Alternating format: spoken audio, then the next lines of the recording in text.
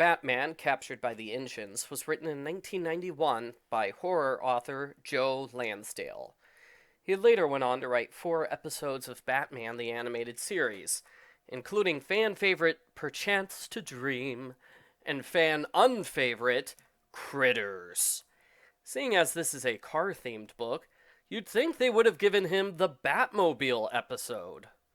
Argo Font Book Review, Argo Font Book Review. In the prologue, a 1957 Thunderbird chases a couple into an alleyway. It kills them in a violent, gruesome way with a fair amount of gore.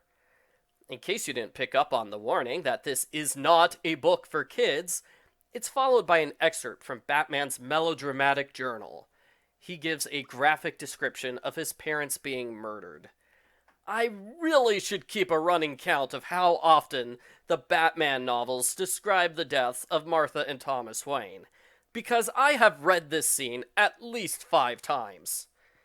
The book shifts gears to its main character, Pale Boy. He's the sheriff of a town called Cold Shepherd, and he's a member of the fictional Manawac Indian tribe. Pale Boy hates his Indian heritage because he had a terrible life growing up on the local reservation.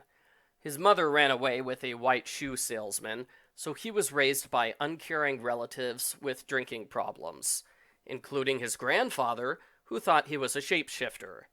Pale Boy ran away from the tribe as soon as he was old enough. He's conflicted because his brother Abner thinks he's a traitor to their race. Abner lives in the local car junkyard, which is notable for its large pyramid of ruined cars. The Thunderbird murderer strikes again. They attack the town librarian, who tries to hide in a building, and the town drunk, Evan, who tries to climb a flagpole. Neither one escapes, and the Thunderbird takes cruel pleasure in killing them. Pale Boy inspects the murder scene with the local coroner, Catherine Meadows. She realizes Evan is still alive and has him rushed to the hospital. In Gotham, which is like 100 miles away. I don't know why. We need an excuse for Batman to be in this novel, okay? Catherine decides to give Pale Boy a thorough medical examination when he complains about an old head wound. Pale Boy goes home to his girlfriend, Angie. He feels bad about dating a white woman because a white woman came to do research at the reservation years ago. She seduced Abner, and his life fell apart when she left without saying goodbye. Angie's doing a painting of the car pyramid. Pale Boy goes there and reflects on his terrible past. Part 2 of this book is a standalone story about a woman named Mandy. She ran away from home to escape her oppressive parents.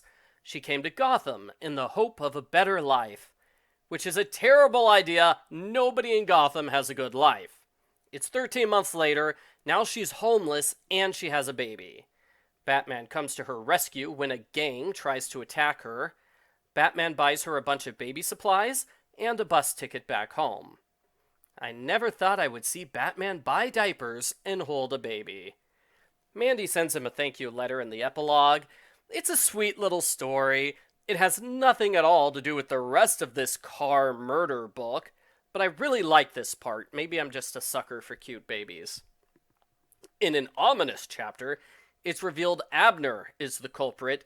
He is using his grandfather's shape-shifting powers to turn himself into a car so he can commit murder. Batman is brought in to investigate when the police discover all the car residue found at the crime scenes is actually human skin. Batman is told about 2 more hit and runs, in addition to the 2 that we've already seen. One is the murder of the white shoe salesman who ran away with Abner's mother. This murder will be ignored for the rest of the book. The other hit and run is at the hospital. Batman investigates the crime scene and listens to the eyewitness testimony. According to them, a naked man entered Evan's hospital room, turned into a car, smashed the place to pieces, and escaped by driving down the side of a building. But that's impossible, isn't it? Batman has a nightmare about cars and his parents being killed. He reviews the case files and realizes the Manawac Indian Reservation at Cold Shepherd is the only connection between all 4 hit and runs. Pillboy also gets the case files. He suspects Abner's the culprit when he sees the female victim from the prologue is the researcher who seduced Abner. Pillboy's conflicted because the killer is his brother, and also no one would believe him if he said his brother can turn into a car. Batman gets a videotape of the researcher's murder from a store's security camera. The police couldn't see anything in the tape, but Batman has a zoom and enhance feature. That's handy. The video confirms his suspicions that there are supernatural forces at work. The store owner is a sleazy guy who has a weird video collection, with hardcore murder movies right next to innocent family films. His reaction upon seeing Batman is to try to sell him homemade dirty videos. Not long after, there's a deputy who sees Batman. His reaction is fanboy excitement combined with complaints that he can't go on his lunch break until Pillboy gets back to the office. Could Batman go find Pillboy and pretty please tell him to return to the sheriff's office? The deputy needs his lunch. It was pretty hilarious to see the weird way these people treat Batman. The ending has a third strange person who drives Batman to get medical attention. He complains Batman should be taller. Come to think of it, Commissioner Gordon complains that Batman's ears are too tall. Why is everyone so weird to Batman in this novel? He deserves way more respect than that. Either way, it's pretty funny. Batman visits Catherine. She did an x-ray of Pillboy's head, and she discovered the terrible truth. Pillboy is the murderer. Sort of like Two-Face, Pillboy developed a second, murderous personality based on his dead brother Abner. Pillboy's Abner personality takes over, and he murders his girlfriend. The big showdown between Pillboy and Batman takes place at the Pyramid of Cars. Who will win? Batman's cool car, or the guy who can turn into a car? The fight is very one-sided. Pillboy completely destroys the Batmobile. Batman uses his ejector seat at the right moment to reach the top of the pyramid. Pillboy climbs up after him, forgetting that he's currently in his car form. The pyramid falls apart under his massive weight. Badly wounded, Pillboy tries to escape on the highway. Poetic justice strikes when he is hit and killed by a passing car. The end. Post-book follow-up.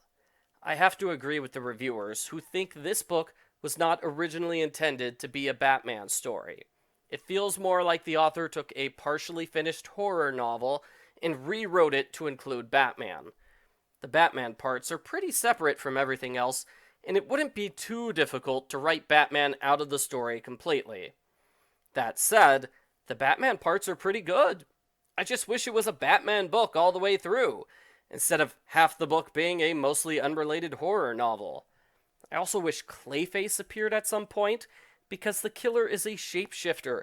It would have been relevant to bring Clayface into the story, and that would have made this feel more like a purposeful Batman story. Pillboy was okay for a one-time antagonist, although his constant disparaging of Native American culture could come across as racist to some readers. The book leans heavily on its car theme throughout the entire story. Overall, I'd say this book is just okay. Your mileage will vary, depending on how much you like horror and gruesome murders. If you like Batman, you will get some good Batman stuff, but there's no getting around the fact that half of the book feels like a horror novel, which is entirely unrelated to Batman. I give Batman Captured by the Engines a 5 out of 10.